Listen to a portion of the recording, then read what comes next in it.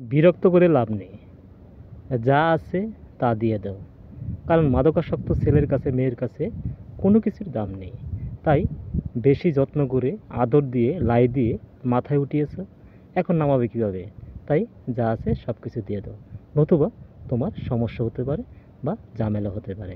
তাই একটা ছেলে বা মেয়েরে যতটুকু দরকার আদর যত্ন দেওয়ার ততটুকুই দেওয়া দরকার। তার থেকে বেশি দিলে ছেলে মেয়ে বাজে হয়ে যায় বা নষ্ট হয়ে যায়, বা বন্ধুবান্ধবের সাথে ঘুরে সে নষ্ট হয়ে যায়। যার কারণে সে পিতামাতা আত্মীয় স্বজন সে কাউকে মানে না, সে যা বুঝে তাই করার চেষ্টা করে। তাই তাকে যখন একবার মাথায় উঠিয়েছে, তাকে আর নামাতে খুবই কষ্ট। তাই মাদকাসক্ত বা নিরাময় কেন্দ্র যদি দেওয়া হয়, তাহলে ওইখানে তাকে টর্চারিং করে তাকে ঠিক করা হয়। যার ফলে ওইখান থেকে তাকে নামাজ রোজা হজ জাকাত এবং ধর্মীয় কিছু জিনিস শেখানো হয়। যার ফলে সে আস্তে আস্তে ভালো হয়ে যায়। নতুবা এভাবে শাসন করলে সে ভালো হয় না, বরঞ্চ আরও খারাপ হয়।